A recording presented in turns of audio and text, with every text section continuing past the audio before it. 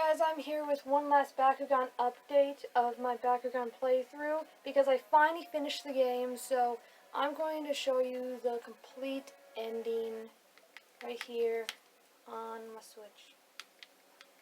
This is like the only decent cutscene, well, the only cutscene at all throughout the entirety of this game, which is by far the most interesting, if you could even call it interesting, the most interesting thing that even happens in the game. Because this is like the climax of the entire game, which is not saying much though, but I took a screenshot. This is pretty cool. This is like at the end of the cutscene that I just showed you. This Bakugan doing this pose. I mean, I guess it's pretty neat. I mean, the way he's posing and like that.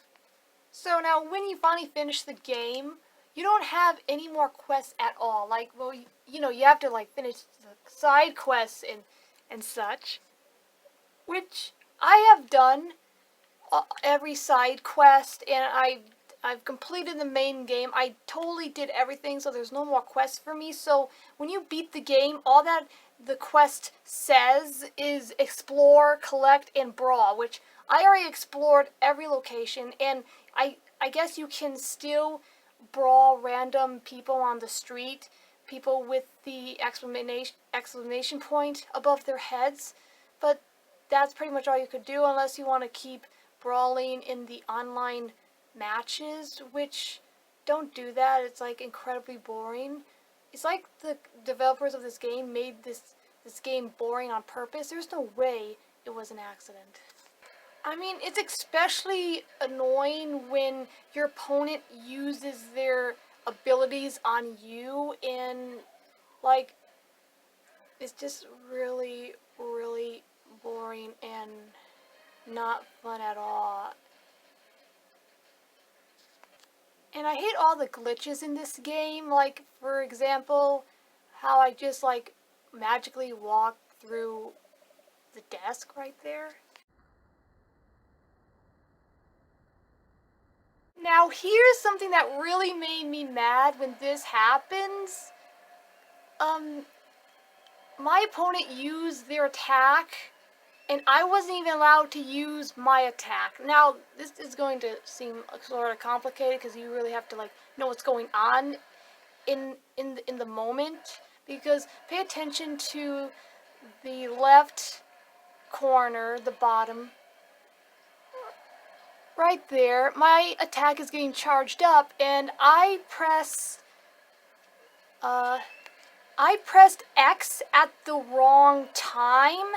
So by them using their attack at the same time I attempted to use mine, it totally canceled mine out, and they just went ahead and used their attack, even though mine was already charged up. And the thing is, it's not like I didn't press the button fast enough, because it clearly sees after my opponent made their attack happen, my gauge right here was no longer charged up because I already used it, even though I didn't actually get to use the actual attack. I just used up all the energy I was collecting.